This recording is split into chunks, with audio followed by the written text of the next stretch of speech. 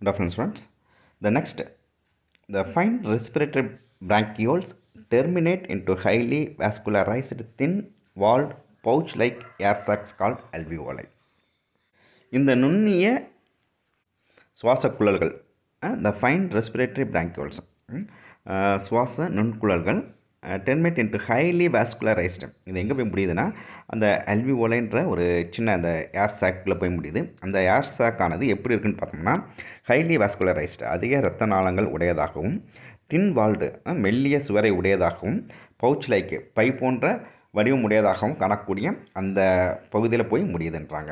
அந்த என்னது fine respiratory bronchioles, அந்த சுவாச நுண்குழல்கள் எங்கே போய் முடியுதுன்னா, அல்வியோலைன்ற காற்றுப்பைகளில் போய் முடியுது. அந்த காற்றுப்பையானது அதிக இரத்த நாளங்கள் உடையதாகவும், அதனுடைய சுவர்கள் மெல்லியதாகவும், பை போன்ற வடிவத்தில் இருக்கக்கூடிய அந்த அல்வியோலை என்ற அந்த சுவாச பைகளில் போய் அந்த சுவாச பைகளில் அந்த நுண்ணிய இரத்த நாளங்கள் போய் முடியுது. It mean for gaseous exchange.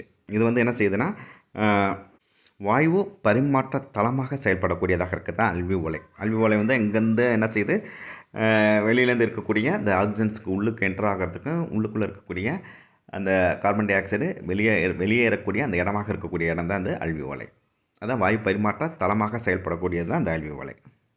The diffusion membrane of alveolus is made up of 3 layers. அந்த அல்வியோலை மீன்ஸ் காற்றுப்பை. இந்த காற்றுப்பைகளில் உள்ள வாயு விரவலுக்கான டிஃப்யூஷனாக வாயு விரவல், டிஃப்யூஷனாக விரவல், இங்கே வந்து ஏர் டிஃப்யூஷன் சொல்லுவாங்க. இங்கே வாயு விரவலுக்கான சவ்வு, இந்த மெம்பரைன்ஸ் வந்து எப்படி இருக்குதுன்னு பார்த்தோம்னா, இந்த அல்வியோலஸில் இருக்கக்கூடிய வாயு விரவலுக்கான அந்த மெம்பரைன்ஸ் வந்து 3 அடுக்குகளால் ஆக்கப்பட்டிருக்கு. இந்த first, the thin squamous epithelial cells of the alveoli. அல்வியோலையில் இருக்கக்கூடிய, அல்வியோலை மீன்ஸ் காற்றுப்பைகளில் இருக்கக்கூடிய மெல்லிய தட்டை எபித்தீலிய செல்கள். தின் ஸ்குவாமஸ், ஸ்குவாமஸ் மீன்ஸ் ஸ்குவாமஸ்னால் தட்டை வடிவ, எபித்தீலியல்ஸ்கள் மெல்லிய தட்டை வடிவலான எபித்தீலியஸ்கள் செல்கள். இவை எங்கே இருக்குன்னு பார்த்துக்க, இந்த காற்றுப்பைகளில் இருக்குது, இந்த அல்வியோலையில் இருக்குது. ரெண்டாவது, எண்டோத்தீலியம் ஆஃப் அல்வியோலார் கேபிலரிஸ்.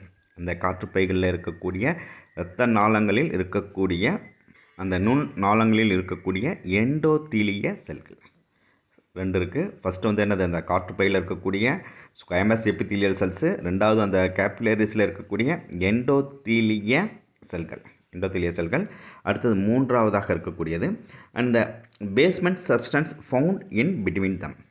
இந்த இரண்டிற்கும் இடையே உள்ள அடிப்படை பொருட்கள், இது 3 தான் அங்கே இருக்குது. 3 லேயராக இருக்குது. இப்போ 3 லேயர் என்னென்னன்றதை பார்த்துட்டோம். இந்த ஃபஸ்ட் லேயர் வந்து என்னது, தின் ஸ்குவாமஸ் எபித்தீலியல் செல்ஸ். இந்த தின் ஸ்குவாமஸ் எபித்தீலியல் செல்ஸ் வந்து ஃபர்தராக 2 டைப்பாக இருக்குது. இந்த thin squamous epithelial cells of alveoli, இந்த காற்றுப்பையில் இருக்கக்கூடிய அந்த தின் ஸ்குவாமஸ் எபித்தீலியல் செல்ஸ் வந்து are composed of type 1 and type 2 cells. Type 1 and type 2ன்னு 2 வகையாக இருக்குது. அந்த டைப் 1 செல்ஸ் என்ன செய்யுன்னு பார்த்தா, இந்த type 1 cells are very thin. இந்த டைப் 1 செல்ஸ் வந்து ரொம்பவும் மெல்லியதாக காணப்படுது. So that gases can diffuse rapidly through them.